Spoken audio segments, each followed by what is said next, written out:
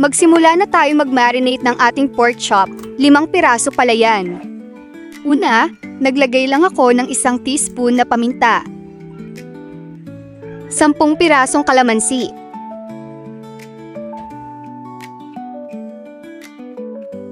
At kalahating bowl na toyo.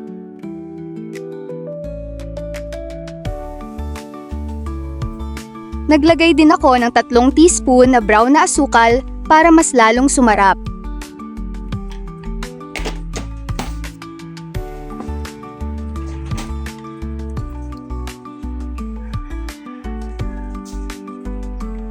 Pagkatapos haluin natin at i-marinate ng 8 oras o mas maganda ay 1 araw. Sa isang kawali, naglagay lang ako ng mantika. Prituhin ng bahagya ang na-marinate nating pork chop sa mahinang apoy.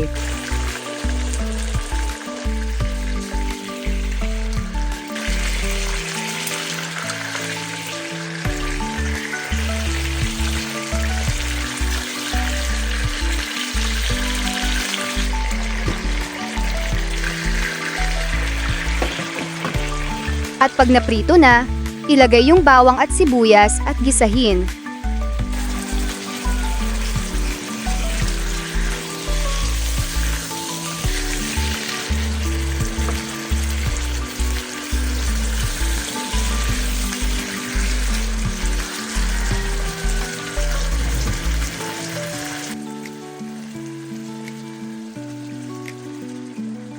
Pagkatapos ilagay na yung marinade sauce, takpan at pakuluin hanggang sa lumambot yung karne.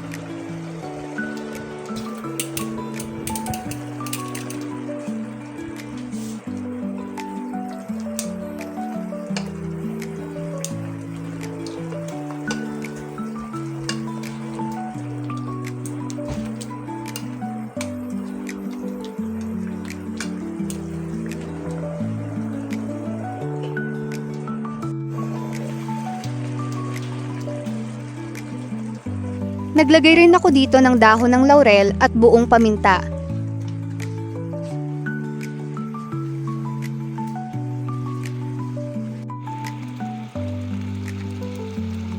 Ayan, mukhang malambot na ang ating karne at ang bango pa.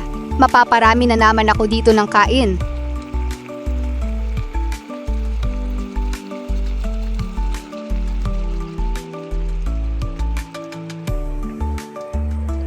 At ang panghuli ay ang hiniwa ko na sibuyas. Alam nyo ba, na mas maraming sibuyas, mas masarap ang ating pork steak.